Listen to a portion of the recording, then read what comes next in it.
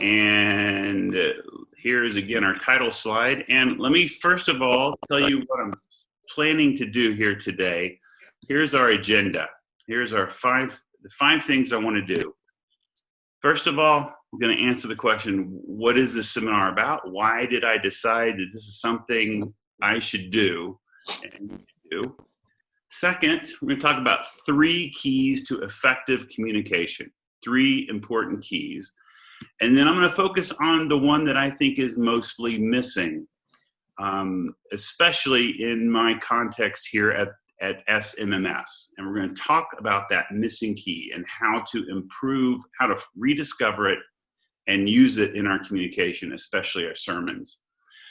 Fourth, I want to spend a little bit of time talking about what communication in the digital age means for us. And so specifically, we're going to talk about some things we learned from social media. We're going to talk about what social media teaches us, and then let's have a conversation, do some Q&A, talk about what I've gone over, and see what comments you have about that. Okay, let's talk about why. Why is this an important topic? Why do we need to talk about this at all? And I don't think I'm being too bold if I say that the most important skill that a minister of the gospel needs is communication skills. This is fundamental. First of all, we need to be able to communicate with God. That's at the core of this whole thing called Christianity.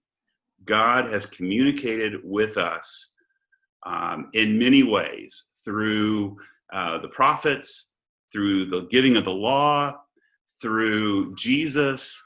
And so we know God because God has communicated to us. And we also need to learn and to know how to be able to communicate with people. That's kind of the whole point of ministry, is being able to communicate with other people and communicating what we know. So if you think about it, think about how much you are trained to do in seminary that has to do with communication. We study the Bible because we are learning to read God's communication to us. We're learning about theology so that we can, learn how to communicate with others what God has said to us. Communication is simply core to who we are as ministers. Sadly, what I'm finding is that communication skills are largely neglected in seminary, in most seminaries. It's not something we spend our time really thinking about. We focus on preaching, which is a very important form of communication, but it's not the only one. And I would argue it's not even as important as it used to be. There are many other forms of communication that we must learn how to do and how to master in ministry. And so as a result, my experience at SMMS and other places is that we ministers don't communicate as well as we should.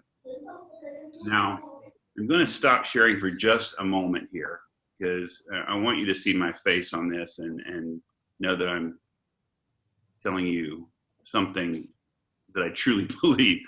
I've listened to a lot of seminary sermons in my first year at SMMS, and I can honestly say I could see some room for improvement. And the improvement does not really have to do with exegesis of scripture. It doesn't have to do with theology. It has to do with communication. It has to do with communication skills. And so that's one of the things that really prompted me to offer the beginning of a series of seminars on communication. Let's face it, we could all afford to become better communicators, right? I mean, don't we all want to be able to communicate better even than we do now? So part of the purpose of it is to share some tips that I've learned over the course of my ministry and experience with you, and maybe learn something from you as well. Now, you add to that the fact that we communicate very differently now than we did 30 years ago. I mean, that's just the honest truth. WhatsApp, SMSs, Facebook, this, Zoom right here. These forms of communication didn't exist 30 years ago. And what we have to keep in mind is the way these forms work has actually changed the way that we communicate.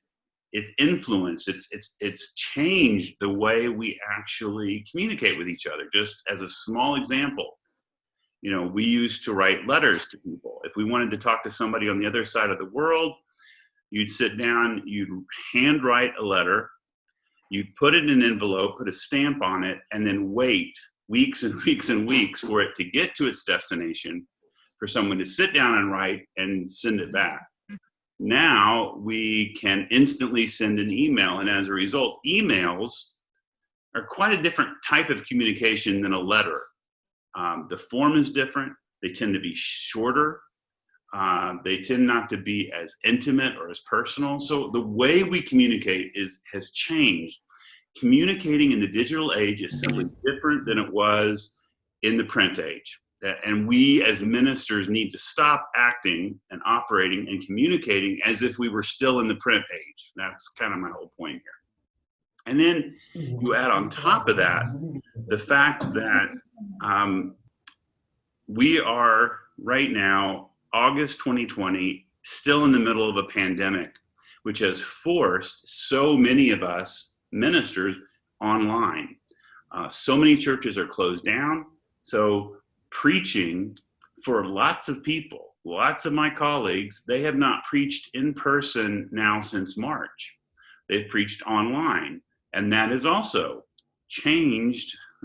It's changed the way we think about preaching. It's changed the way we communicate and the way we can communicate. And I don't think I think you understand that we just don't know how long this situation is going to last. We may be in this kind of situation for a while now. And so there's some seminarians who are looking at being stationed this December in a brand new church, a new congregation or circuit. And your first worship experience with that congregation may be online, not in person. So how does that impact the way that you're going to preach to them? How's that going to impact the way that you speak or communicate? So my argument is simply to be effective communicators, we have to master the skill of digital communication, because sometimes that's all we have. Okay? As I said before, this I'm hoping is the first of many seminars I'm going to do like this. We happen to be on lockdown again here at SMMS for another week or so. I want to take advantage of that time. I don't want to waste it. And what I'm going to be doing in the future is I'm going to have future sessions in which we talk about very specific social media platforms. So the next one we're going to do is I'm going to do an entire hour session on Facebook.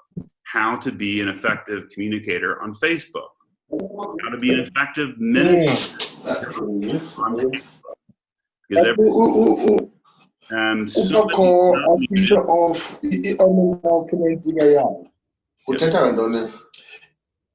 communication. I think. Mostly communication. If you're not muted, please mute. Okay, great. Not only Facebook, but we'll talk about Instagram, TikTok, Twitter, YouTube. Each one of those has its own unique style of communication. It does certain things well. So I also want to empower you all to learn how to use those platforms. Where so many of your people are currently spending their time. So we need to. Still having one person not muted. Okay. All right. Any questions so far? Let's stop here for Q&A. This is why I felt led to do this. Anybody? Questions? Okay. All right. Don't forget to hang on to any questions. We're gonna go back to my shared screen, and the next thing I want to do is I really want to talk about a little bit of basic communication theory, but I'm calling it 3 keys to effective communication. Now, Ironically, this piece of the presentation comes to us from over 2,000 years ago, because I want to direct our attention for a little bit of time to the great Greek philosopher Aristotle, who lived 400 years before the time of Christ. And Aristotle wrote an incredibly influential book on rhetoric, okay, which has forever impacted our understanding of how we communicate and how to communicate effectively. Now, rhetoric in Aristotle's time was an art form. It was a science. For Aristotle, rhetoric is the art of persuasion. It is persuasion. It is about making a persuasive argument. And he argued that there were three keys to doing this effectively. Now, I want to argue myself that communication, at its essential, at its core, is nothing but the art of persuasion. I am communicating to you today with words and pictures in order to try to persuade you to think my way about how to communicate. So if you think about it, all communication is a kind of argument. It's a persuasive argument. That's what communication is. So, and more importantly, even to us, a sermon is a persuasive argument, right? In other words, when you get up to preach, you're trying to convince people something about God and God's nature. You're trying to convince people about something having to do with the gospel. You may be trying to convince them to repent of their sins and to accept the forgiveness in Christ. You might be trying to convince them to speak out in the face of injustice. Effective sermons are trying to persuade its hearers. So that's why Aristotle's model of communication is helpful for us. And his model is often illustrated like this, as a triangle, okay, with three equal sides. This is often called his rhetorical triangle. You'll find this in all the communication textbooks. This is pretty standard stuff. I'm going to go through these and tell you what the three sides are. And you're going to recognize these words. These are Greek words. So the three sides of the rhetorical triangle are ethos, logos, pathos. Okay. Another way of talking about these is that the ethos has to do with the speaker and the credibility of the speaker. Okay. So you, in every act of communication, you have someone doing the communicating, the speaker, the ethos. The logos is the message. That's the content. That's the actual words that are spoken. And logos, you recognize that word if you've studied Greek, and we'll come back to that. And then pathos has to do with the people who are hearing the message. It's the audience. Okay. It also speaks to the emotion. So I'm going to go through these one at a time and talk about them very carefully. So we're going to start with ethos. Okay. Remember, when we talk about the ethos, we're talking about the speaker. And especially we're talking about the speaker's credibility. In other words, the effectiveness of a speaker depends on his or her credibility, whether or not the listener believes the speaker. So if you have a person who is known for telling lies, then your ethos suffers and the argument is less persuasive because the people listening are going to say, I don't believe him, or, you can never trust her. Now, ethos also can be enhanced by, for example, status. Like if you're wearing a collar, that gives you a certain status. Okay, so your ethos, your credibility will go up if you're wearing a collar, or if you have a title in front of your name, if you are a reverend or you are a doctor. Okay, for example, those of you who know me as a lecturer and are in this seminar, you give me credibility because you know me, you've already heard me perhaps teach or preach, and so I have some credibility from our experience. But for the rest of you who don't know me, the only status I might have is the fact that I'm a reverend doctor. And even that might not hold much status for you. But it's all I can go on if you don't know me. That's speaking to my credibility. Another part of the credibility might have to do with how professional you are, how well you inhabit the role. You know, do you look like you're taking this seriously? Research comes into this. In other words, how well has this, what kind of people does the speaker quote? What kind of influences has the speaker had on his or her life that will affect their credibility? The word that we use more and more these days is that this ethos has something to do with someone's authenticity. In other words, can I trust this person? Is this person being really who he or she is, or are they acting in a role? And people these days want authenticity. People want to know that their leaders are real people, that they're not putting on a mask, they're not play acting. They are who they are, and they're going to do what they say they're going to do, and they believe what they are saying. And so as a Christian, this really has to do with, you know, one's spiritual character. Okay, this has to do with the type of Christian you are. And I want to say that ethos, this whole side of the triangle, is what we call in seminary formation. That's what a seminary education related to formation is trying to do. It's trying to build up our ethos. It's trying to build up our credibility as leaders, as Christians, as ethical leaders. This is the thing on which you'll build your credibility and status. But ultimately, you know, you're responsible for this work yourself.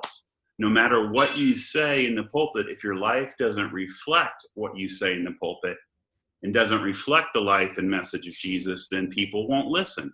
Your argument will not be persuasive. Okay? Let's move to logos for a minute. Logos, as I said, has to do with the message or the logic. This has to do with the content. And you recognize the word logos because in the New Testament, it is translated word. And we are all familiar with that first chapter of the Gospel of John, which refers to the Word was with God and the Word was God. We understand that logos is Jesus Christ, which means Jesus is the content of the Christian message. Now, in the seminary setting, the part of your education that has to do with academics is logos. In other words, you come to seminary to learn what the message is. You come to learn how to read scripture, how to exegete it, how to do theological thinking. You learn your denominational history. And all that time you're accumulating content and knowledge. And with those tools, then you craft the logos or the message. Okay, finally, oh, wait. Sorry about that. I forgot these bullet points that I had. Sometimes, okay. You come for exegesis, theology, you learn how to structure an argument. And really what you're trying to do, the test of your logos is your fidelity to God's word. Again, God's word being understood as Jesus Christ, the word. So the strength or the persuasiveness of your message has to do with knowing how to do those things and being faithful to God's own work. Let's come to pathos. Let's talk about this. Pathos, having to do with the audience, having to do with really with prompting an emotional response in your audience. So remember, your audience is listening to a speaker whom they give a certain amount of credibility. They're listening to a logos, which is hopefully a well-crafted message. But if that's all there is, then there's something lacking in the rhetorical triangle. There's something you're missing, and you're not being as effective a communicator as you could be. There needs to be an appeal to the audience's emotions. Okay, their emotions, their heart, however you want to put this, their heart, their emotion, their feelings, and that's pathos. Pathos is imagination, it's emotion, It's an appeal that goes beyond just the mind. It touches the heart. It touches the soul. It makes your audience feel something. It causes your audience to say, this speaker is making a good point and I need to do something about it. That's what pathos is. Now, I said to you before that I think there's something missing from most seminary sermons I hear, and that's what is missing, is pathos. Pathos is the emotional appeal, the imagination, the use of all the senses, and finally, I would argue it is really the Holy Spirit's role. This is the unique contribution of the Holy Spirit, to move in people so that their hearts are moved and they are persuaded. So a good sermon, I would say a good sermon is one that hits all three of these angles of the triangle, okay? The sermon is preached and the person listening says, I believe the speaker, he or she is credible. I get the point of the message. It makes sense. I understand it. And I feel my heart touched. I'm a different person as a result of hearing it. And like I said, if you don't have each one of those three things working for your sermon or your communication, it is not going to be as persuasive as it could be. Now, this is why when we talk about sermon preparation, I emphasize doing two things before you even start writing the sermon. One, write a focus statement. And a focus statement is your main point. It is the main point of the Logos. It is, what do you want someone to know at the end of the sermon? Okay? But just as important is the function statement. And what the function statement is, it's the hoped for change. This speaks to the pathos. What do you want someone to do or feel as a result of hearing the sermon? I apologize. Somebody in the apartment next to me has decided to use a power tool. Wow, that's loud. There, can you hear me now? Yes, we can. Yes, we can. About that. I've had to move to the other side of the apartment because, as I said, somebody's doing some drilling in the flat necks, and I tried to get them to stop, and they're with Dish TV, and they won't. So I just have to do it from this location. So anyway, we have to be flexible, don't we? Okay. So I've just covered Aristotle's Rhetorical Triangle. We talked about pathos, ethos, logos. Do I have any questions or comments at this point that you'd like to ask?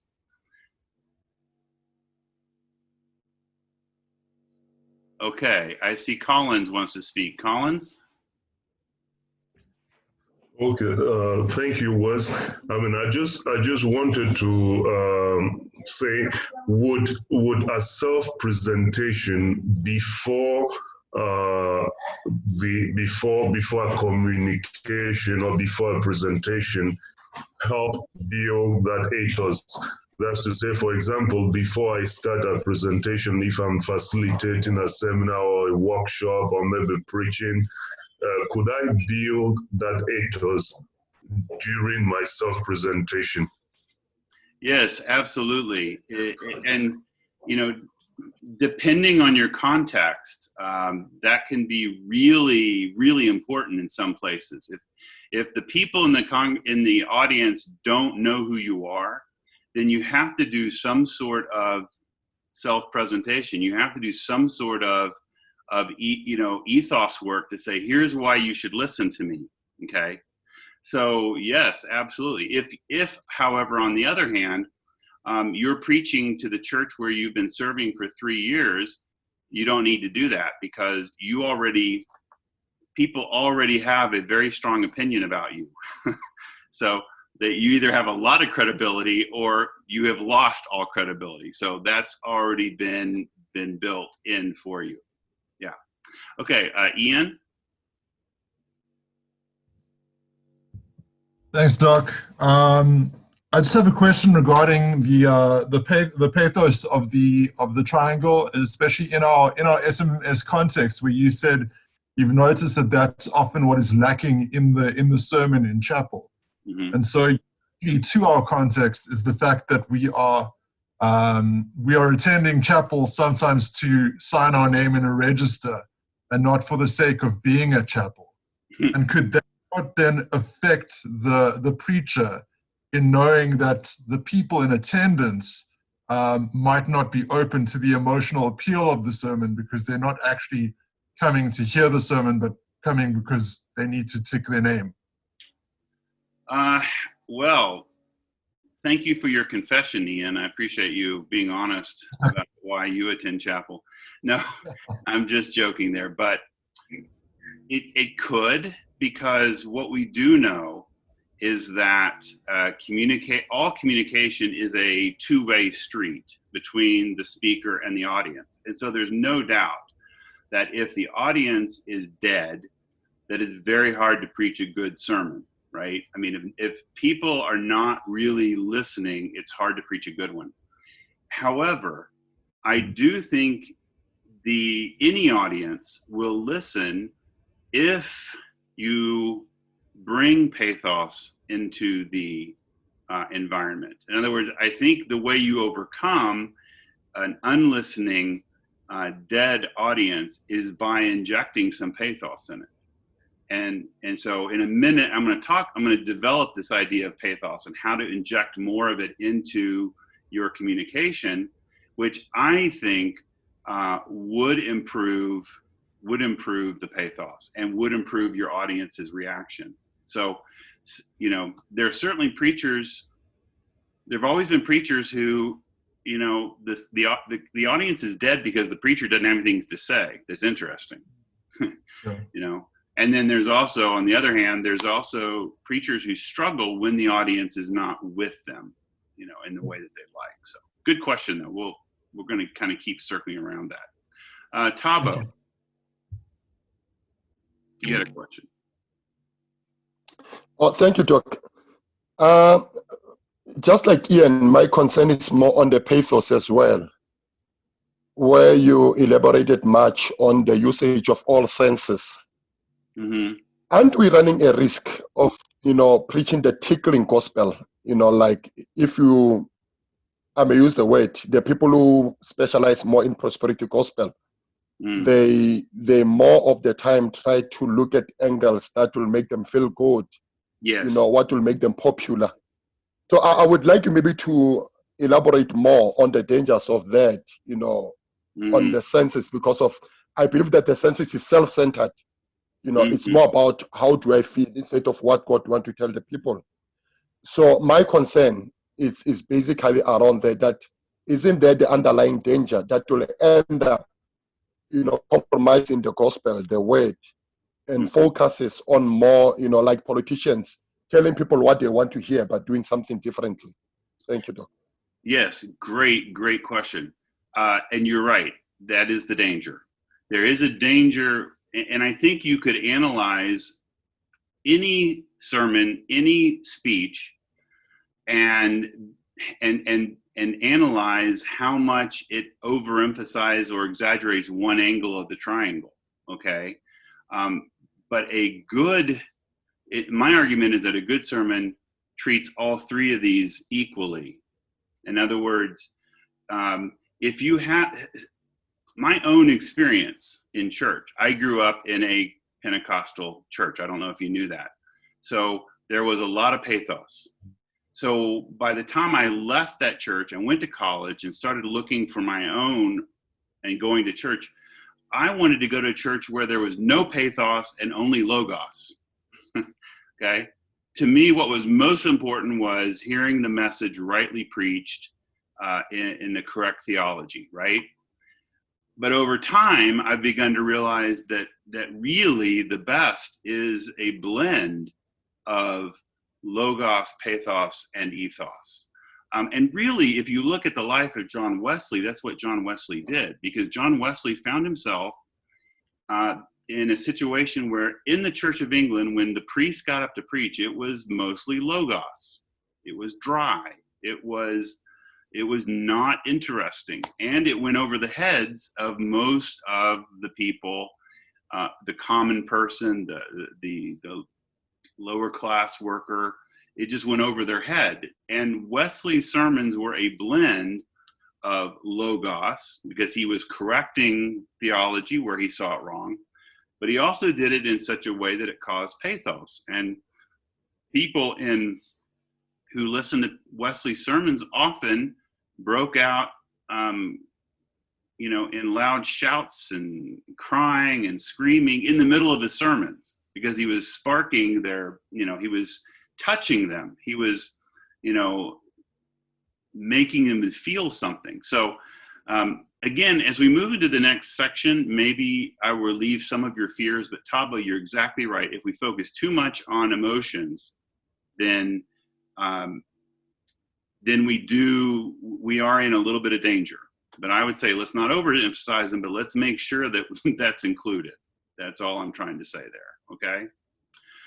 Stephen Hendricks is also, he's given me, you've raised your hand, you've also sent me a chat. Do you want to go ahead and just ask the question? Yeah, I just want to amplify, what is the reason why you're modeling your discussion on a philosopher, Aristotle, who have good qualities of ethos, logos, and pathos, instead of on Jesus, who we believe is the most effective communicator, both 2,000 years ago? And maybe you can just give us a response to that.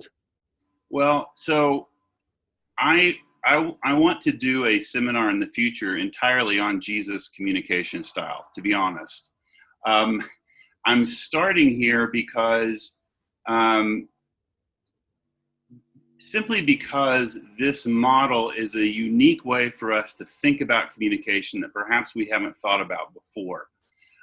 But I plan to do a seminar on Jesus' communication style specifically later, okay?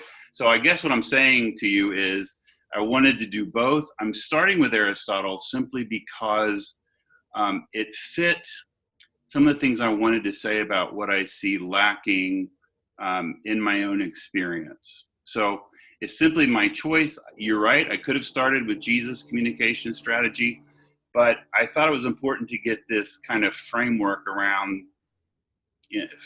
set about how it is that we communicate. That's all. So okay, that's all. Well, thanks. So, yeah. So it's like a John the Baptist strategy. Jesus comes there next. You go. And Aristotle came before Jesus, so Jesus comes and perfects what perfects what Aristotle talked about. So, well, thank you. Yeah, no problem. All right, let's move forward then, and I want to go to this section then, since I've started a little bit of a discussion here on pathos. Let's talk about how pathos can be improved. I'm gonna call it the missing key, and I have 6 points here that I'm gonna, try to go through. I don't even know what time it is. Let me check the time. Okay. Here we go. First of all, and all these are just tips, I think, on how to improve our pathos. Number one sounds like a very simple one, and it really is, but it's know your audience, okay?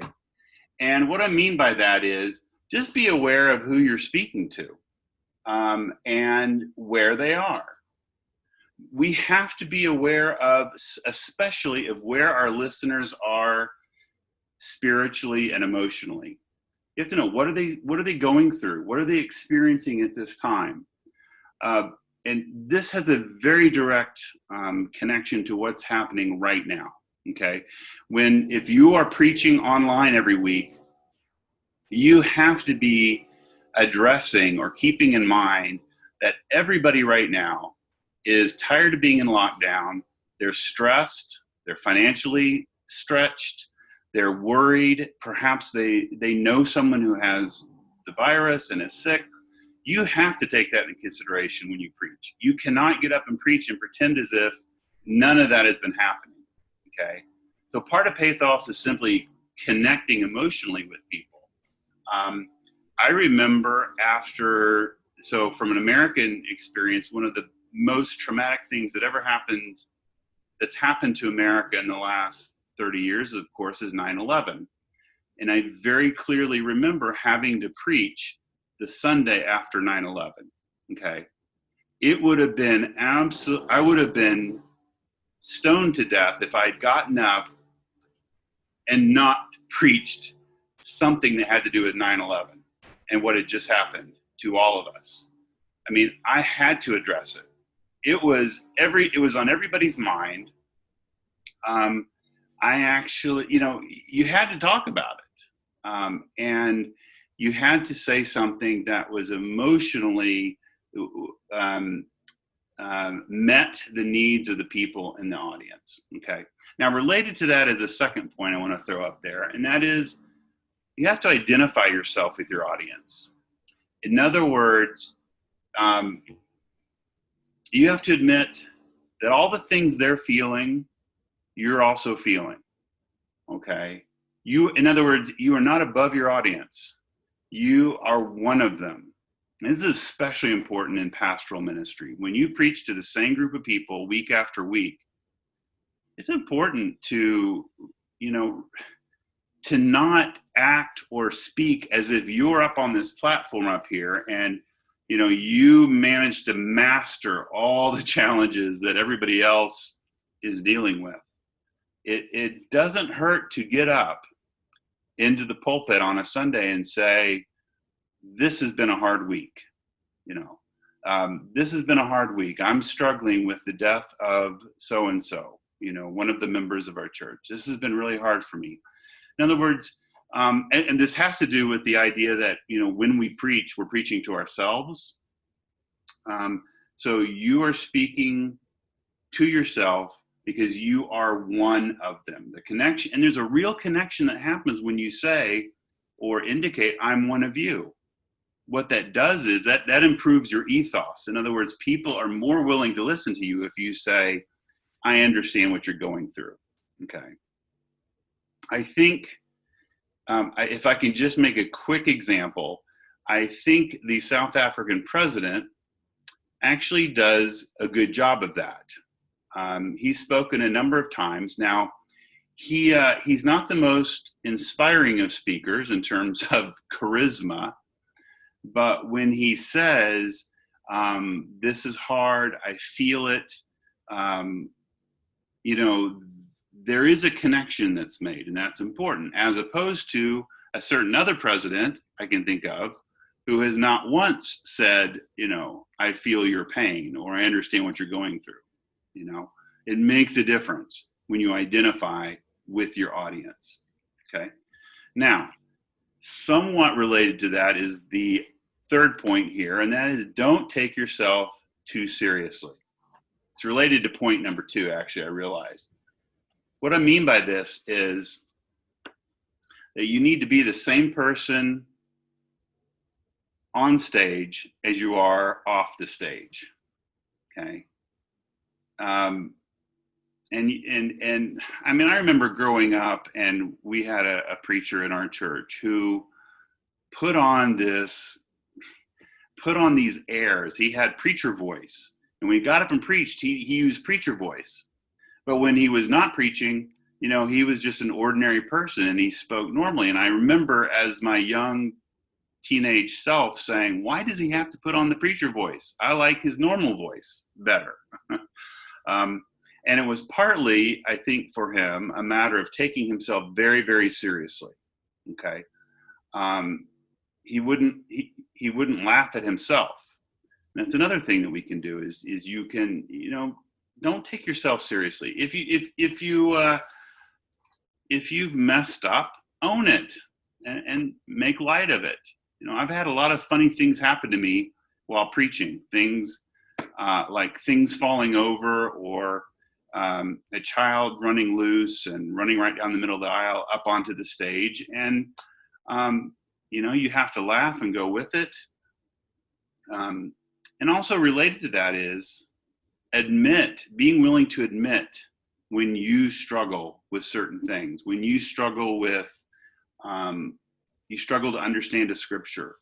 Think of the pathos that it causes when you're standing up in the pulpit and the scripture has been read, and you say to the audience, you say to the congregation, I've been struggling with this scripture all week because it doesn't make sense to me. So let's try to make sense of it together. And that's a lot different, isn't it, than getting up in the pulpit and saying, here's the passage, here's exactly what it means, God is saying this, and you better believe it or else. And see, it makes a lot of difference. People are more willing to listen to the preacher who says, I'm struggling to understand this. Okay, so walk with me through it. Fourth missing key, working to overcome this missing key, is tell stories. And this is one of the easiest ways to improve the pathos in your presentation, because a good story makes us feel. Okay, if it's a comedy, then it's a story that makes us laugh. If it's a tragedy, it's a story that makes us sad. It's very simple. If it's a story with a surprise ending, then it gives us, the feeling of surprise, of pleasant surprise. So stories make us feel. And this is really something that I don't hear often in seminary sermons, to be completely honest. But it is the easiest and best way to reach out and communicate pathos. Now, speaking of Jesus as a communicator, this is what Jesus did so incredibly well. This is what he did so well. He told parables. What is a parable but a story? And that story was meant to evoke an emotional response. Okay? So, for example, the story of the parable of the workers. Remember the story where Jesus tells about the guy who has a vineyard, and he hires people in the morning, and then he hires people later in the morning, then he hires people in the afternoon, and then he hires people right up an hour before closing time. And when it comes time to pay everybody, they all get the same.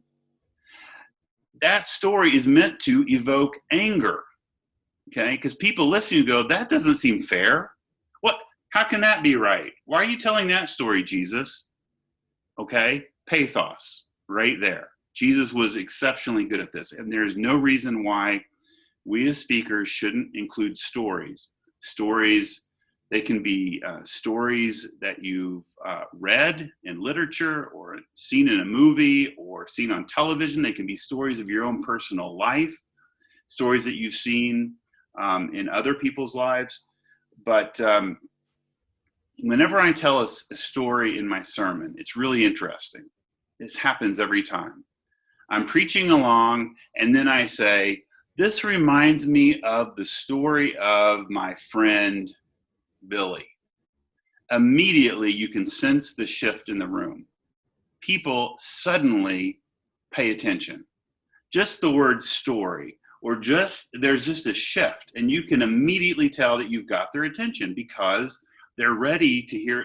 Just hearing a story means here's something different. Here's something interesting. I need to listen to this. So telling stories, really easy way to add pathos.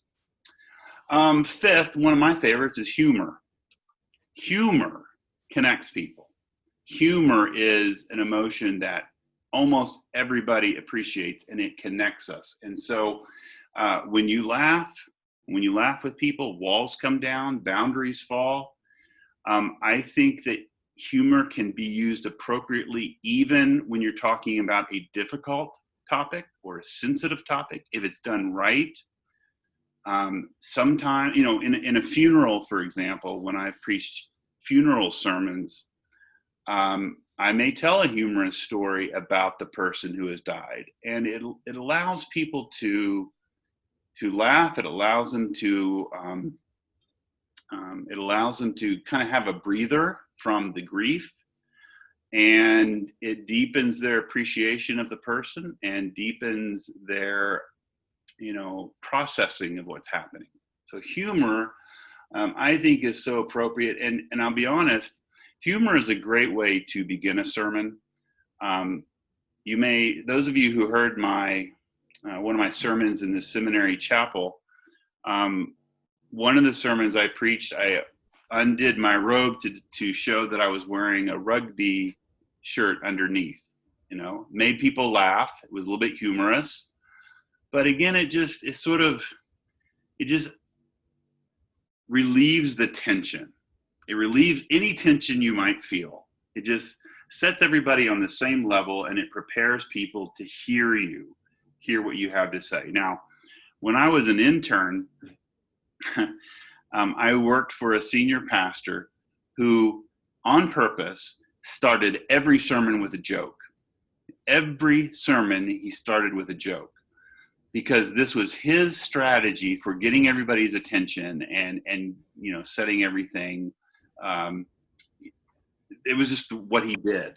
Now, I thought this actually didn't work for him because his jokes rarely had anything to do with the sermon that followed. So I felt like it was a cheap technique. If you're going to tell a joke, or if you're going to use some humor, it needs to be connected to the overall point that you're trying to make. It has to be connected to the sermon. Okay.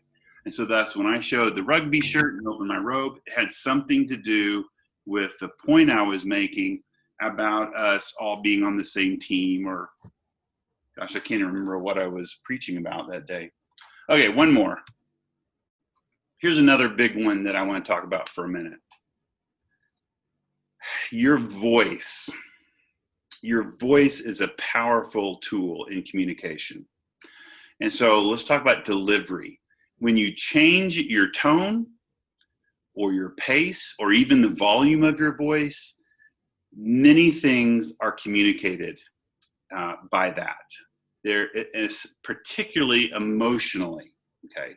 So when you have something forceful to say, you say it loud. You say it, with emphasis.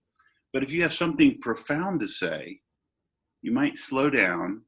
You might say it more quietly, okay? Because when you slow down and you get quiet, people have to lean in a little bit, okay? They're expecting something profound. Every sermon has a flow to it.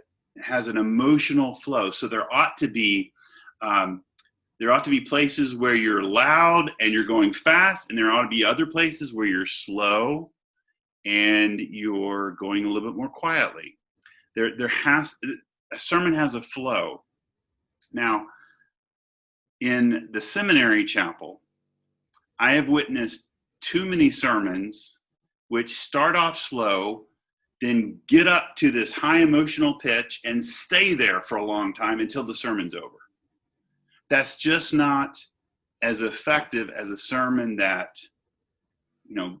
I'm thinking of this graph, an up and down graph, a sermon that builds and then drops, builds and then drops, builds and then drops, because you have to draw people along. And if you stay at the same pitch the whole time, people get tired of it. They get bored because you're doing the same thing over and over and over again. Now, I recognize that there are differences in preaching styles, and that's what I've experienced here in the chapel. But I think there is no doubting that there's a flow to a sermon that can be more effective than just staying at the same tone or the same volume or the same pace for the entire 20, 30 minutes. Okay, so those are 6 quick points, and I'm going to stop sharing the screen so that, again, I can take some questions or any comments. Anybody?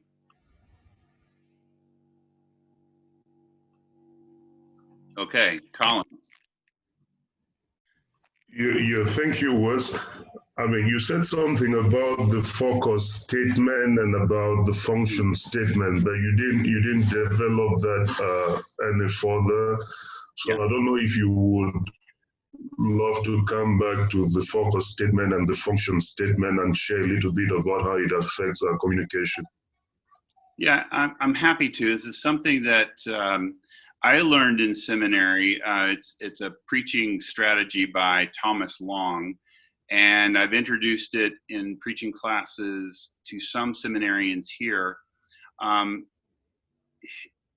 It basically says that after you've done your exegesis, after you've begun to think about your sermon, that before you actually start writing it, you write, first of all, the focus statement.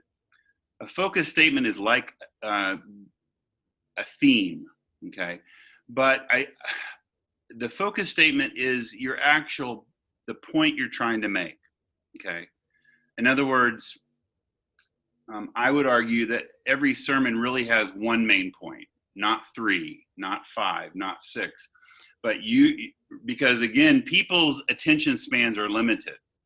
So when you preach, you're really trying to get one basic idea across. So you've got to write that down and say, what is the one point? Okay. So let's just take, for example, the parable I was talking about just a minute ago, the workers who get paid all the same. Maybe your main point is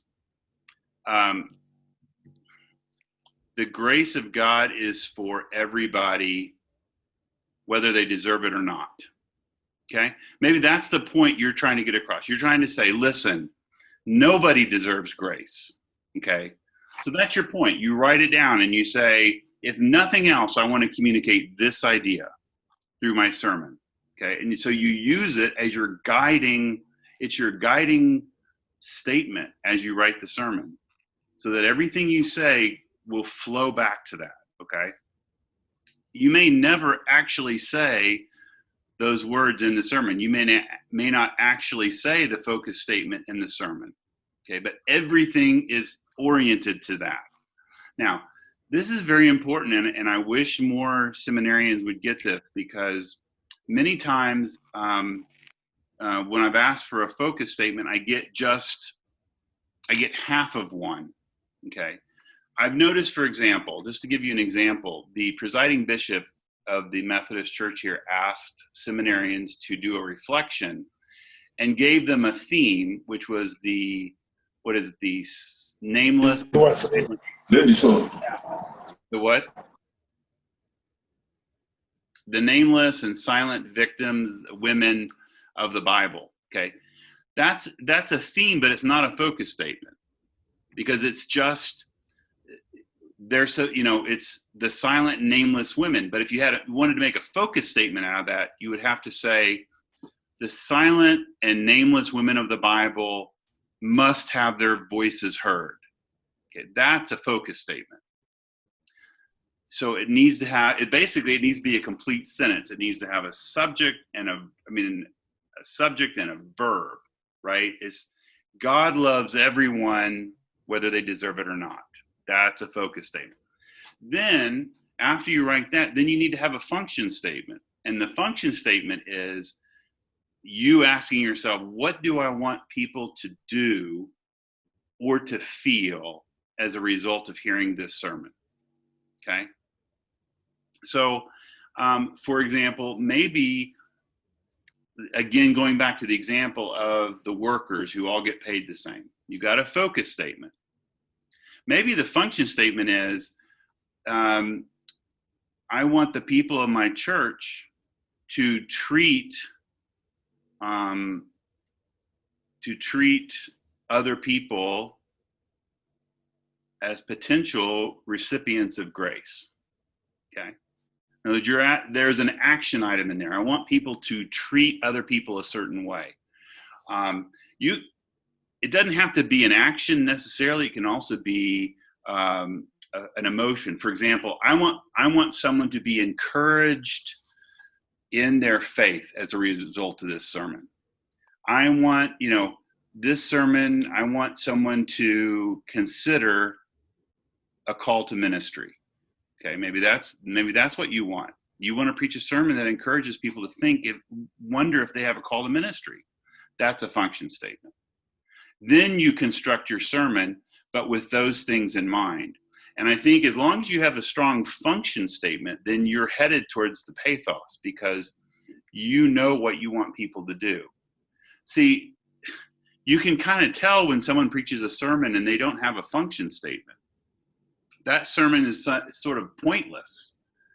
And I've heard too many sermons where someone will get up and they have a scripture, and then they tell us what it means, and they tell us who wrote it and what year it was written, and they give me they tell us what kind of literature it is, but it doesn't challenge me to live my life any differently. It doesn't challenge me to do anything. It's just, here's an exposition of scripture. Okay. So that's why I always want people to make clear what their point is, what the point they're trying to get across, and then, what do I want as a result? Okay. That's kind of what I meant in a nutshell, Collins, about focus and function statements. Anybody else have a question? Taba, did you have your hand up? No, I guess No, not. I'm covered, Doc. Okay. All right. Anybody else? Okay. I have one more section I want to cover. If y'all are willing to hang in there with me. I have one more cover, and I want to shift a little bit to talking about social media and digital communication. Okay.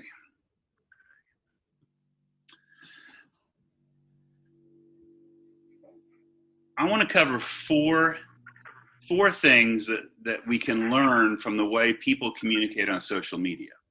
I said earlier that we live in a time now where almost the entire world uses, to some extent, social media. I'm sorry, before I go any further, I see Lydia has her hand up. So I want to give Lydia a chance to ask a question. I may not have given enough time. Lydia? Hey, Doctor, can you hear me? I'm sorry? Can you hear me? Yes, you're quite low, but I can hear you. Okay, maybe let me remove my headphone. Okay. Can you hear me better now? Much better. Thank you. Okay, thank you so much for this opportunity and for the learning that comes with it. I have two comments on the, if I may call them principles, those 6 principles that you spoke about. Okay. First one, okay, I think this one is the second one, when you spoke about the preacher's voice. Yes. Versus the speaking voice, or the voice that one uses when they speak or when they talk. Yes. For me, it's just my personal opinion that there must be a distinction between when I speak to you or when I converse to you, and also when I preach. Like, it comes with charisma. It's also the same thing, or it's also applicable to when you give an inspirational message as well as a motivational talk. That will also be different to when you preach. There must be a distinct between speaking, between giving a motivational talk, or even preaching. Mm-hmm. When you preach and even when you give that inspirational talk, there must be an authority in the voice that you use. But then again, I like what you said, it comes with different context, it comes with different preaching styles. You acknowledge that. In terms of humor, I personally don't tell humors or don't tell jokes, because I'm not good at it.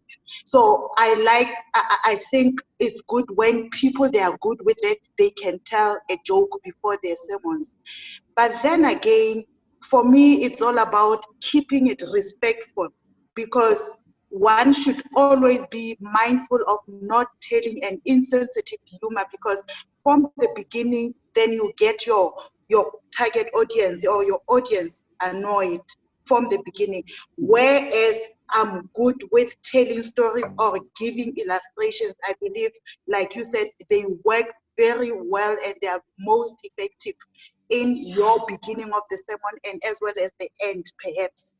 And when you talked about the variation of voices and tone, I agree with it, because there must be a difference in terms of where do you want to emphasize your certain points, just like reading. And sometimes to emphasize, we may mistake it thinking that to emphasize, one has to shout or one has to be louder. But sometimes it's when you actually take your voice lower, that's when you make your profound point. Yeah, that's what I wanted to contribute. Thank you. Thank you. That's some really good comments. And I definitely respect and hear your comment about preacher voice. And you are right. You are correct. There is a different voice that we use for different contexts.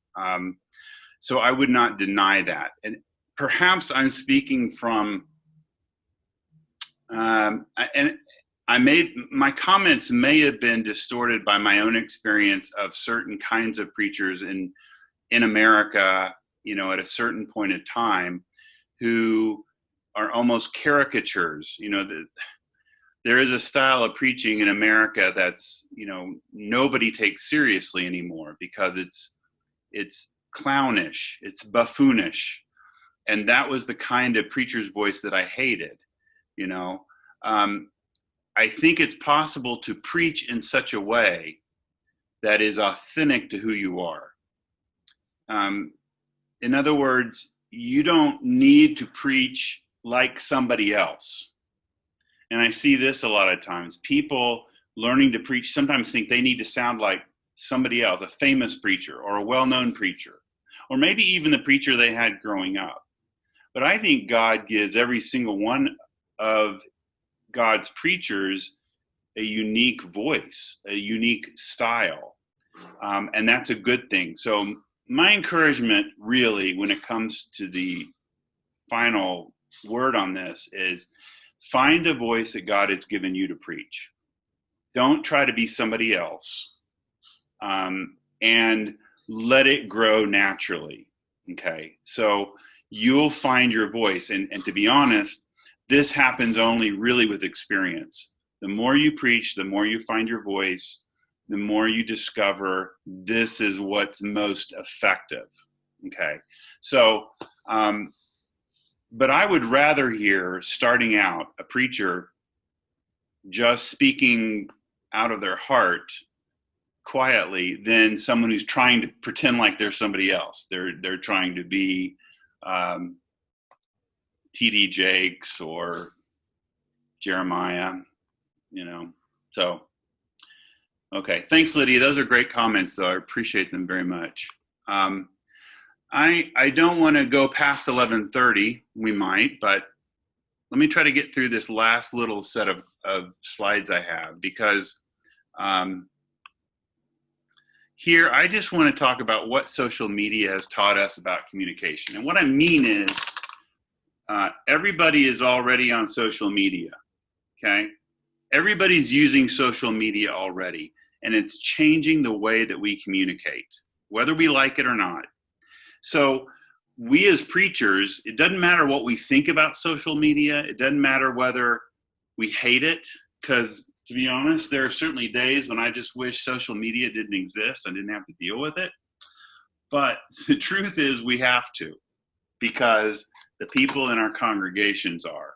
And there's certain things that have developed that we need to be aware of. So I've distilled sort of some of my findings about social media to these four. Number one of the things about social media that has changed communication is that communication now is expected to be interactive. Okay. The hallmark of digital communication is that it's interactive. You know, no longer do we receive information that's coming one way at us, to us, right? 50 years ago, we used to get the news in a newspaper, a print newspaper. And if you were upset about something in the newspaper and you wanted to respond, you had to sit down, write a letter, and send it back to the newspaper and hope they would print it in the letters to the editor section. Now, you read an article online and you can immediately comment on it. Okay, you can share it on your Facebook feed and say, this is horrible. You know, what, can you believe what the president said? I mean, there's an interactivity to everything now. Okay. We used to receive news on TV and it just came to us because we didn't have a choice of the schedule. You know, the news came on at 6 o'clock, our favorite program came on at 7, something else came on at 8. We couldn't change that. Now we have Netflix. You know, we can watch anything we want at any time, or you can record what you want to watch. So information is no longer one way. It's a two-way street, and it's interactive. So what this means for us as preachers or as communicators, it means that every time we get up to speak, people might not simply sit there and listen and believe everything we say. Okay? They might hear you say something and they might fact check it on Google. They say, I heard the preacher say this. Let me see if that's really true. And they'll Google you right in the middle of your sermon. They might stop listening, to be honest. They might just decide I've heard enough, and they'll pick their phone up and start scrolling through their phone. Or they might want to ask a question right then and there. So my answer to this is, why not become a more interactive preacher? Why not let people ask questions in the middle of a sermon? Why not let people interact during a sermon?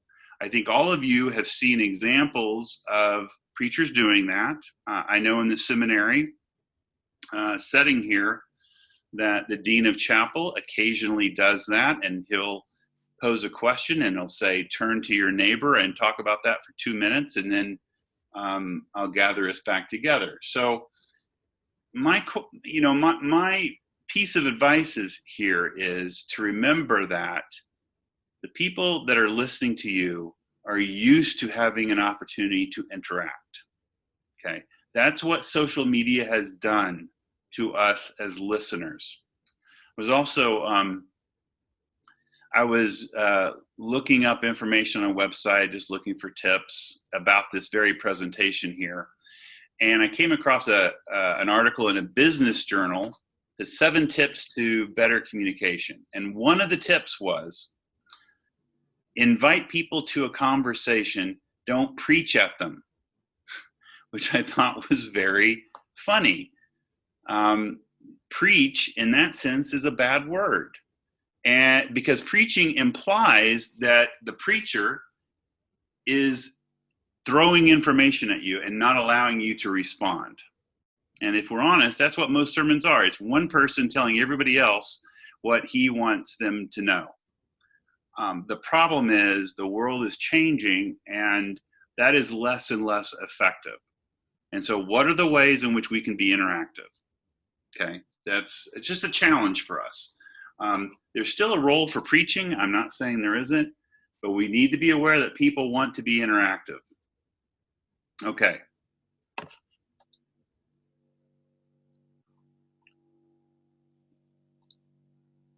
All right, everybody okay? Thought I lost everybody for a minute there. Okay. Number 2.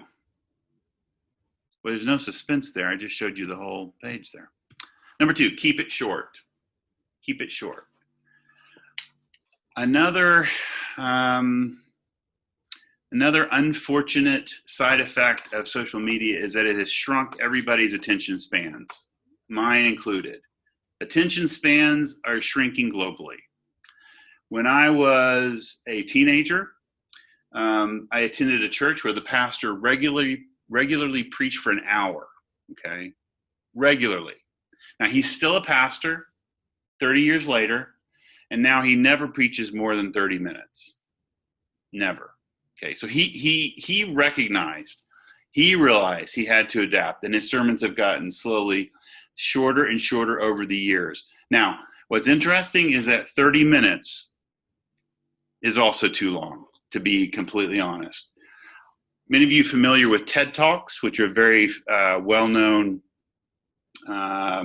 series of talks that are video taped and put online. You can find hundreds of TED Talks.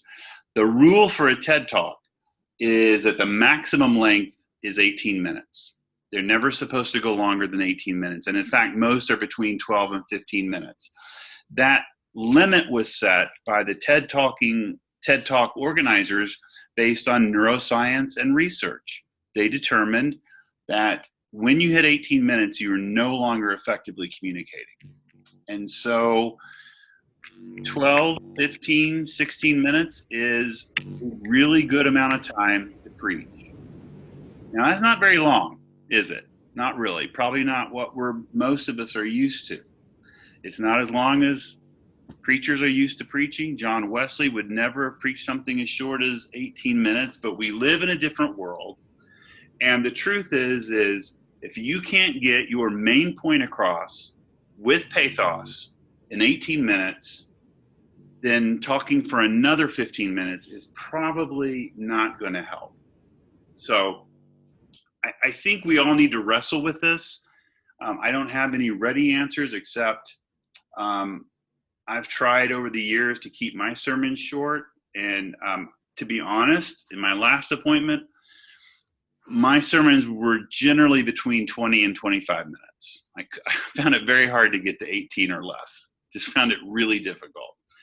But if this is a problem, think about for yourself, how long will you watch something on Facebook as you're scrolling? If you come across a video, how long will you watch it? You know, our attention spans have shortened. Okay, number 3, keep it simple. One of the things that John Wesley said was important was to preach, quote, plain truth to plain people, okay? In other words, don't use the big, long theological words that you learned in seminary. Keep your message simple.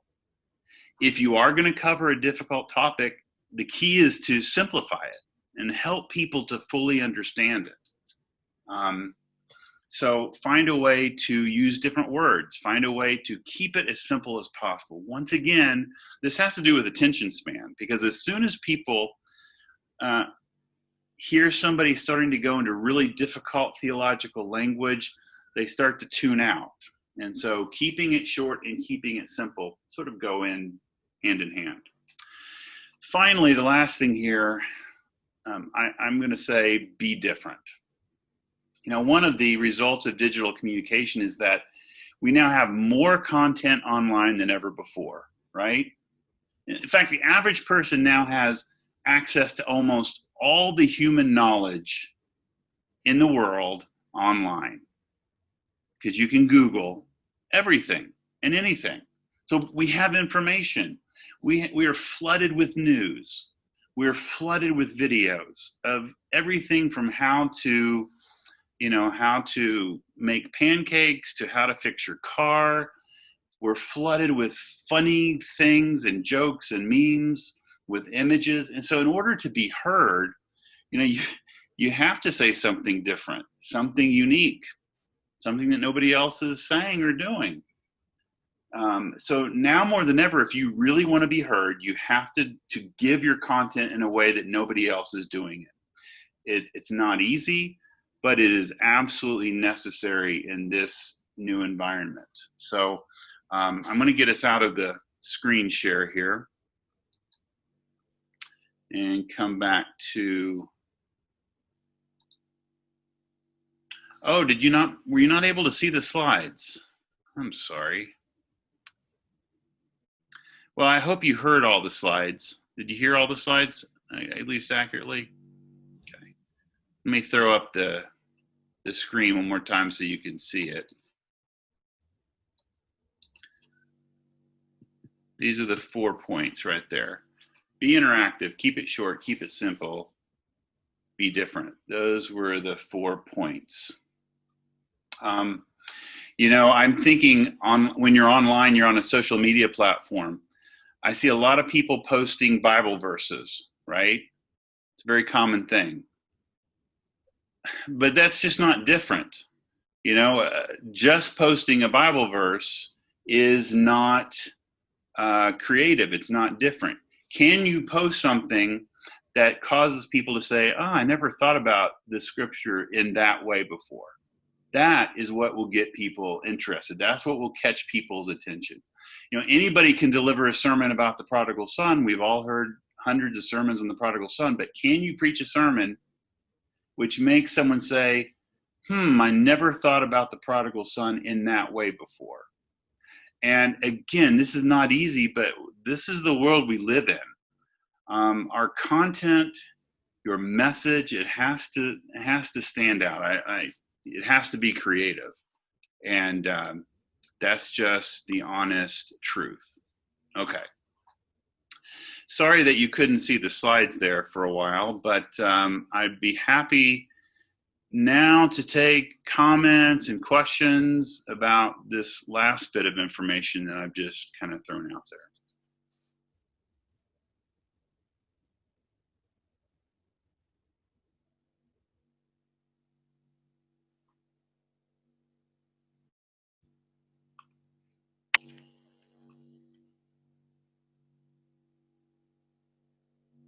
Jillian? Hi, Wes. Thanks very much for that. Sure. The question I have is, currently I'm placed at a society that is largely aging. Yeah. And so coming onto Zoom was not something that they were prepared to do over lockdown. But they were quite happy for me to do voice recordings of sermons and services that I then did every week for them. Yeah. But how could you incorporate the be different part with a context where people maybe don't have the data or resources to use it, number one. Number two, don't have the knowledge on how to use it. How would you then still, even if it's just over a voice message, bring through this different way of doing things? Because I feel like when I do the service for them, it's the same not the same every Sunday. I do shake it up a little bit, but it seems to be the same things that I'm doing, and not being able to be, I think it restricts the creativity that I might have used if I was standing in front of them.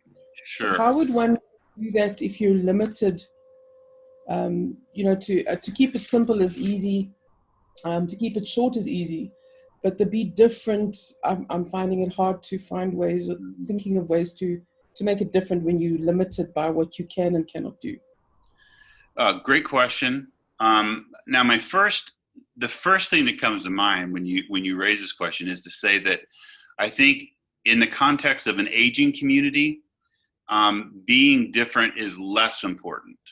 Okay, because for an older, and this is talking in generalities now, but in an older congregation, probably what is most important is to be assured.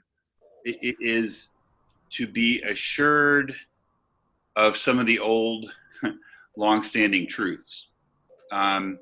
So comfort and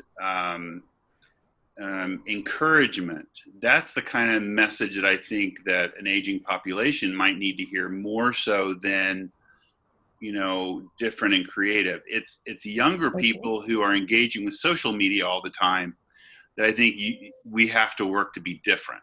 Okay. So an aging congregation, I don't think has the same requirement.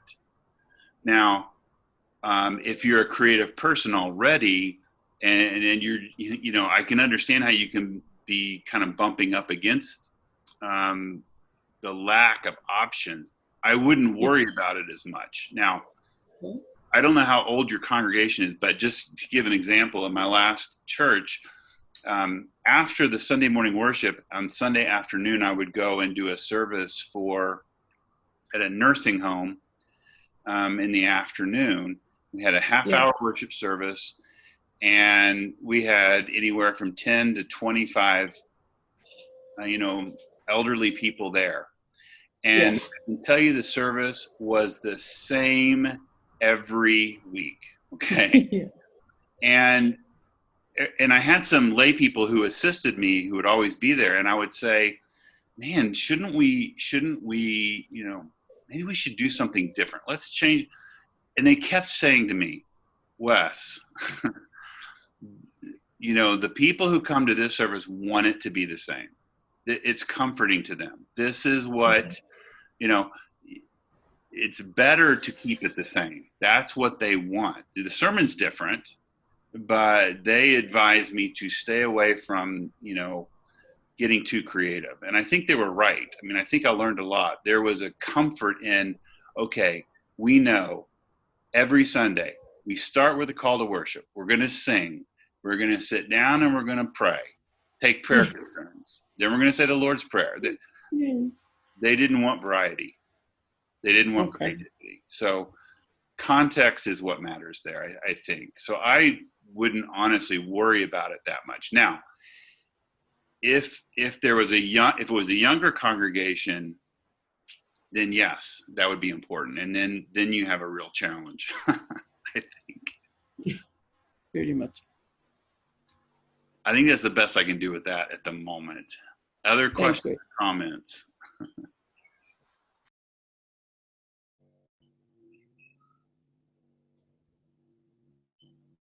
Oh, yeah, Tabo. Okay, thank you, Doc. Once more, my question or my contribution input when you speak about being an interactive preacher. Am I audible, Doc? Yes. Can you hear me? Yes. All right, thank you. Yeah, I'm more concerned of being an interactive preacher and looking at what Wesleyan say, preaching plain truth to the plain people. My then question is that if you got engaged into that scenario whereby you become interactive and you open the platform from the congregants to pose questions for you, and you get two technical questions that as a preacher you are unable to answer, what next? Are you you fail to reflect back to your theological book? Because if you say somebody just Google something that you'll just catch you by surprise, yeah, and you don't know what to do, isn't that disorganizing a preacher in such a way, or when turn into something else? So I would say that being interactive is a very you have to be very careful in how you do it, okay? Because it can be dangerous in the sense of if you don't, I mean, someone could get up and basically hijack the service. So you have to be aware of that. It has to be very, you have to be very, it's very narrow. You can say, okay, turn to your neighbor and talk for 2 minutes, and then we're going to continue. I've done this, whenever I do a service where I'm going to take questions or I ask, basically the better thing to do is ask a question. Like I'll say, where this week have you seen God at work? Okay. And then I'll let people raise their hand. And then so that's different. And that you're just hearing somebody tell a story from their week. And so there's very little risk in that. If you do, and I have at times opened it up to take questions. I say, does anybody have a question about what I'm talking about? Number one is if somebody's there may be someone who's trying to trip you up. And if they've Googled a very difficult question, then you just need to, shut that down. Don't let somebody hijack the service. But if somebody asks you a question that's honest and real and you do not know the answer, then the absolute best thing to do is to say, I don't know the answer, but I will work on that this week and I'll get back to you. Because that speaks to credibility and ethos. Are you the kind of speaker, communicator? Are you the kind of leader or pastor that is willing to admit you don't know something? That's what I want to know from my leaders is, can you hear me? I think I might have been frozen. Yeah, okay. I want to know from my leaders that when they don't know the answer to something, they're honest enough to say, I don't know. Okay. What I don't want is for you to pretend like you know the answer and feed me some answer that's made up. And there are people like that. There are people who either dodge the question or answer as if they know and they're making it up. Never be that kind of person. Be the kind of person who's honest enough to say, I don't know. Or you can say, I know we covered this in seminary, but I can't remember what the answer is. Just say next week, I'll bring an answer. People will respect that. So whatever you do it in a respectful way. That's my answer to that. And I've had to do that. I've had to say, I do not know. So that's my answer to that. Lydia has her hand up.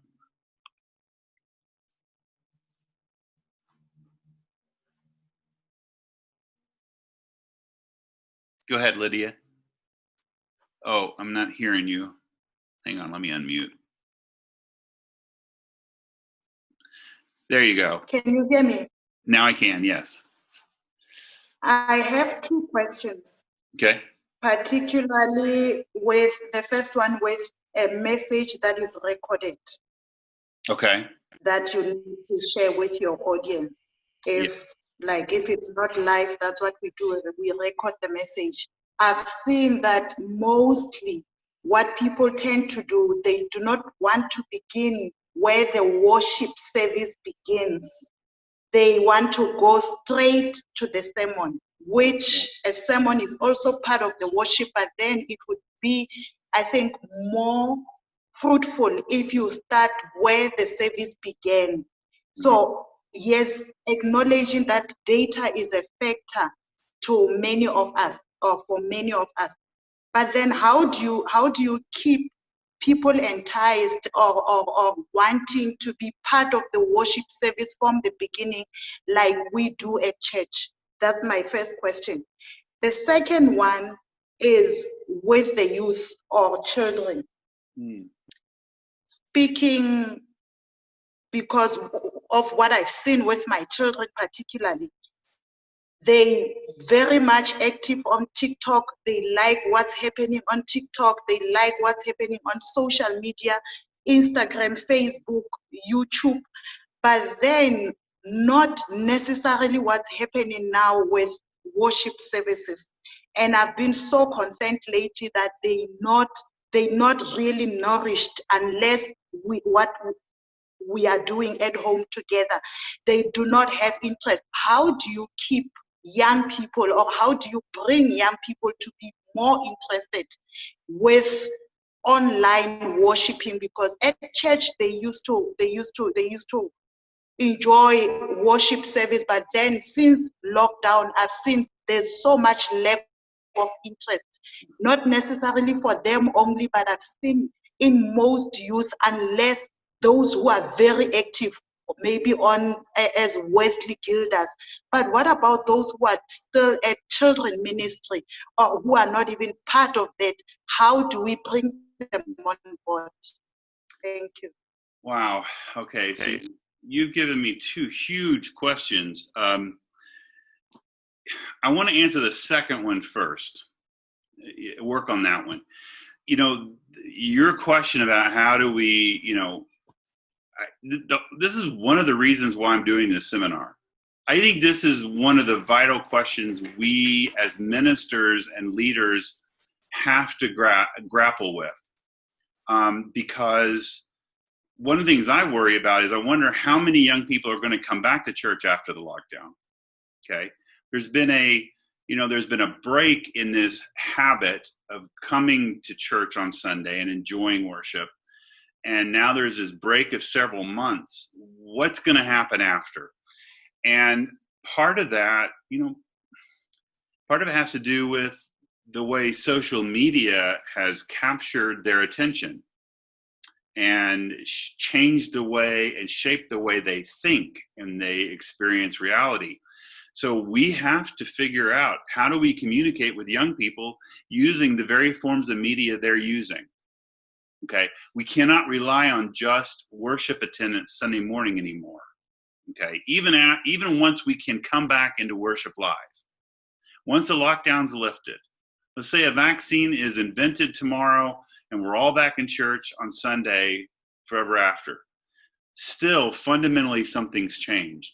We still have to know and learn how to communicate with young people, children, and other adults on social media, because will they come back to worship? How long of a sermon are they really going to listen to? Okay, so you've raised a great question that I don't have the answer to, and I'm hoping that by doing these seminars, perhaps I can inspire some of you to come up with an answer to that question. Yes, we need to. This is where evangelism in the 21st century is going. Okay, evangelism used to mean gathering people in one place and preaching to them. Evangelism, the old model, and Billy Graham in the U.S. was the master of it, filling stadiums with thousands of people, speaking to them, getting them to come down the aisle and give their lives to Jesus. That is not going to happen anymore. Okay, not nearly at that scale. One, because now we have to social distance, right? So large crowds are going to be a problem for a while. But also for the very reason that that doesn't speak to people in the same way now that TikTok does, or YouTube. So we got to figure out, how do we evangelize? How do we do communication effectively on these other models, other medias? And my opinion is I don't see a whole lot of people doing that yet. I don't see a whole lot of innovation there. I see people posting Bible verses, but that's not the same thing. Okay, and I see a lot of people posting their sermons, but their sermons are 30 minutes of them standing in front of a pulpit preaching. Okay, that's not the best use of the media. Okay, so that's my incomplete answer to your second question. My first question, I think what you're asking, and correct me if I'm wrong, you're asking, how do we get people to watch, to engage in the worship and not just the sermon? Is that right? Again, I think this is related. We have to figure out ways to do online worship differently. Okay. In other words, it may not be good enough to simply have a camera showing our worship band or our drummer or a pianist playing and singing a song that we expect people to sing along with. Maybe we need to do it completely differently. I don't know the answer to that yet. And maybe our preaching needs to take a different form. Can we, for example, well, let me give you an example of one thing I did with limited success, and I probably should go back to it. At my last church, I started doing a thing called the 2-minute sermon. I would take my sermon that I preached, and I would write a script that was no longer than 2 minutes. I tried to reduce my whole sermon to 2 minutes. And then I recorded it and put it on YouTube. Okay? So and I called it the 2-minute sermon. It was just it was my sermon in 2 minutes, and I'd throw in some pictures, or I'd throw in some graphics where it was appropriate. And my goal was to keep it to 2 minutes, to see if I could do it. And it was amazing how many people found it on YouTube and watched it. I only did a few of them. I didn't do very many. But that responded to people. Why? Because they got the point of my sermon in 2 minutes. Okay. Now, I was going to show this video clip, and I didn't in this presentation. But it was a clip of Teteli Kaba doing his gender-based violence video, right? All of you were asked to do some kind of devotional on gender-based violence. And Teteli's, and I'm not making fun of him, because every single video I saw like this, every video that you all did was like this. Okay, I'm not making fun of him at all. And I respect what he had to say and everything. But his video was 9 minutes long. It was taken in the chapel. He starts by lighting the candle next to the pulpit. He begins by saying, "I greet you in the name of the Father, Son, and the Holy Spirit." And then he prayed. 30 seconds go by with just that. He hadn't even started his sermon, and 30 seconds have gone by. And I'm telling you that 99% of the people on Facebook will not watch longer than 30 seconds to get to the meat. Okay? So whatever we do, we have to find a way to catch people's attention quickly and then to hold it. You cannot wait 30 seconds in a video to get to something interesting for people to stop.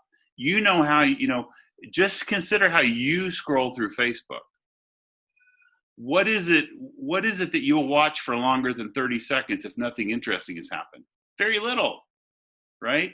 Because you're already bored. You're already go to the next thing.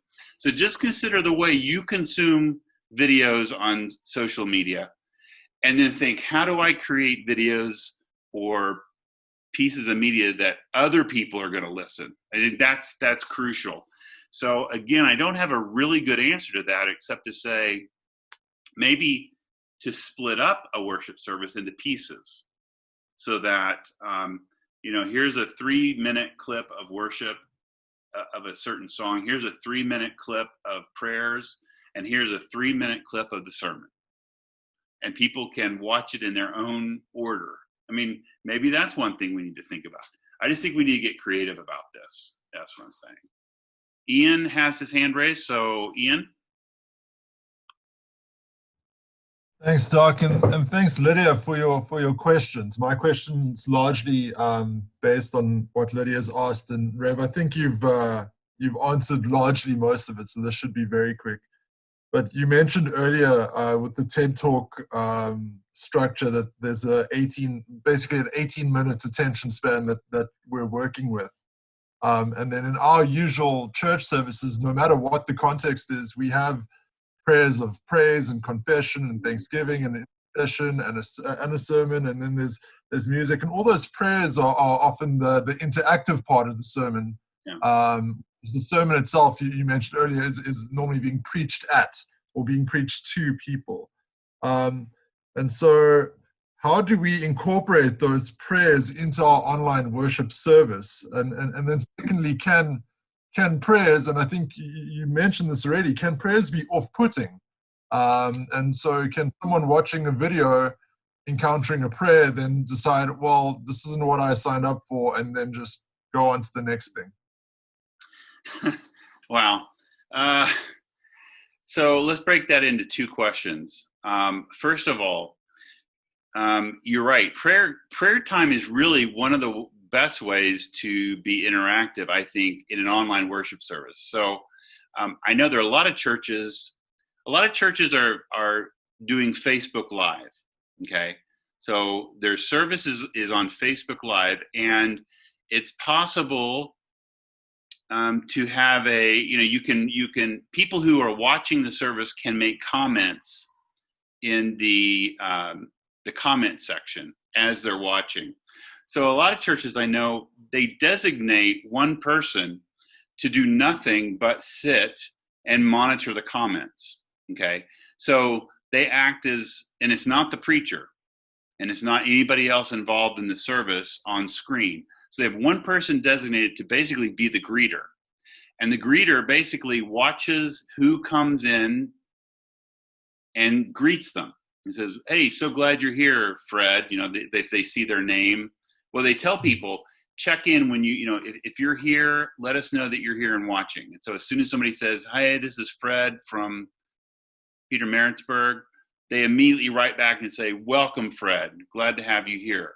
So there's a greeter, and then the greeter is also responsible for taking the prayer requests that spring up. So if at some point the pastor says, if you have a prayer concern, let us know, put it in the comment section. And then that person who's monitoring will make a list and then turn the list over to the pastor so that he or she can include those very real concerns in the actual prayers of the morning. So I know a lot of churches are doing it that way. So they've built in an interactivity for prayer time. They also a lot of them encourage people to chat in the comment section, like during the service. So you also have this kind of ongoing interactivity among people that wouldn't happen in a normal service because it'd be distracting. But there's an interactivity that a lot of preachers are saying they find has been valuable for their services. Okay. So yes, prayers are definitely a way to be interactive. As far as prayers being off-putting, my recommendation, I think, if I were doing an online worship service, I think I would really only have one prayer in the service and make it that one prayers of intercession, right? Like I would cut down the number of prayers, because when we're in person, we tend to have a lot of prayers in our service. Our liturgy is just full of prayers at different stages. I might cut that down if I were in an online setting, because it can just feel a little bit strange. I don't know, a jury's out on that. But the other thing I would say is, and I've done this a little bit myself, experimented with, and that is just create entire video pieces that are nothing but a prayer, right? Create a a 2-minute video. In fact, I've done this. And I've used it in worship. I've created a 2-minute prayer of confession, and just played it on the screen and let people in the sanctuary watch the video. And then at various points, there were words up on the screen for them to say. And so whenever they saw those words come up, they'd say them out loud, but then they'd watch the whole video. I also did this thing. I was the pastor of a contemporary service at a church for a while, and we did a section of the service called Pray with Your Eyes Open. And during that time, I would have a 3-minute video that I had created that had pictures and videos from the news during the week, right? And so I'd have, if it was election week, I'd have pictures of voters, you know? And then I'd just play it with music underneath, and people would pray on their own as they watched the images, as they were prompted by the pictures, the images, and then I'd put up specific prayer requests, or if somebody had a baby in the congregation, I'd put up a picture of the new baby, you know? So people would just watch it and pray as they went. And I found that was the most effective prayer I've ever done. And I think it was because it was visual. So people were able to visually connect. And because they were able to pray in their own words, in their own language. You know, it was just really, and we always ended by just saying the Lord's Prayer together. That wrapped it up. I think there's creative ways to do that now. In other words, prayer doesn't just have to be a person looking to the camera and saying, okay, let us pray now. Oh God, you know, and then saying the prayer. There's other ways to do an online prayer that invites people in. I don't know. That's kind of the way I think about it. I hate to say, you know, it's awkward to say prayer is off-putting, because that feels kind of strange, because prayer is at the core of our worship. But you do have to here's the thing I think I would say. Online worship is not the same as in-person worship. It just isn't. And I know that most churches are just trying to reproduce what they do in person online. And there's a value in that, but there's also some severe disadvantages. So if we're thinking in terms of ministry, evangelism moving forward, then we have to create online worship service that fits the medium better than just simply reproduce. You know, this just came to mind. Back in the back when motion pictures were invented in the 1920s, one of the things that the first movies were simply they photographed a play, right? Because back in the 1920s, when you talked about a drama, it was a play on a stage. And so some of the first movies are nothing but video, or they're filmed plays, right? Because it's all they could conceive of. And that's what I think we're doing with online worship. We're just videoing, we're broadcasting our normal worship service. Movies as an art form didn't take off until people said, oh, we don't have to have everything happen on a stage and we just film it. We can do things differently. We can go in for close-ups. We can go outside. And I think the same thing might happen in terms of the way we think about worship online, is we're going to have to just start thinking, hey, you know, it's more effective if we do this or we do that. So what I want to do is encourage all of us to start thinking about how can we make online worship more engaging, that fits the medium itself better. That's why I did that whole section on what do we learn from social media about communication, right? Interactive, short, simple, and different. Okay, we've spent 2 hours online. I think that's plenty. We had a few breaks here and there, but I want to thank everybody for your involvement. I do want to announce that the next seminar is going to be on how to use Facebook more effectively, okay? So Facebook's going to be our next topic. specifically. I have not set a date and time, but I will shortly, and I'll get it out to the class reps, and I'll put it on Facebook. And we'll have a session on how to use Facebook in ministry effectively. So once again, thank you. I have recorded this. I'll also let everybody know when it is available for viewing. Thank you all for spending 2 hours with me. I appreciate it. All right.